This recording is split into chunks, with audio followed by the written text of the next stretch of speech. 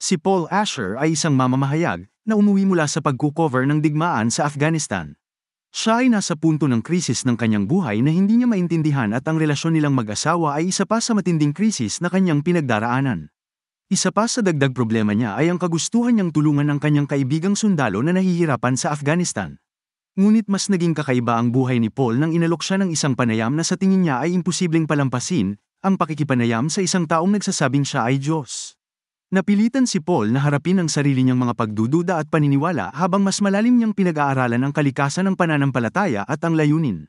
Sinasaliksik ng pelikula ang mga tema ng espiritualidad, personal na paglago, at paghahanap ng kahulugan sa harap ng mga hamon ng buhay.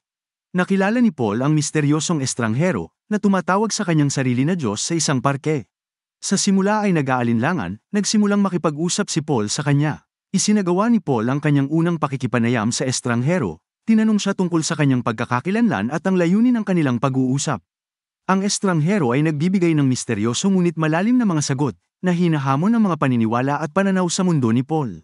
Sa pamamagitan ng kasunod na mga panayam, mas malalim na tinatalakay ni Paul ang mga katanungan tungkol sa pagdurusa, kasamaan, at kalikasan ng pananampalataya. Ang pakikipag-usap ni Paul sa estranghero ay nagpipilit kay Paul na harapin ang kanyang sariling mga pagdududa at kawalan ng katiyakan.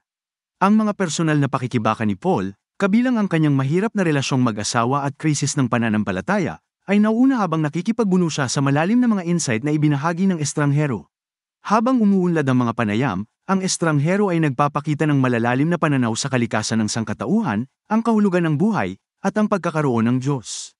Si Paul ay naiintriga at hinamon ng mga paghahayag na ito, na nakikipagbuno sa mga implikasyon ng mga ito para sa kanyang sariling buhay. Sa pamamagitan ng kanyang pakikipag-ugnayan sa estranghero, sumasailalim si Paul sa pagbabago, paghahanap ng katubusan at panibagong kahulugan ng layunin. Nagsisimula siyang makipagkasundo sa kanyang nakaraan, at muling sinusuri ang kanyang mga prioridad, na humahantong sa personal na paglago at espiritual na paggising. Nalutas ni Paul ang mga conflicts nilang mag-asawa. Ang kanyang paglalakbay sa pagtuklas sa sarili ay nagtatapos sa isang bagong tuklas na pakiramdam ng kapayapaan at ng pagtanggap.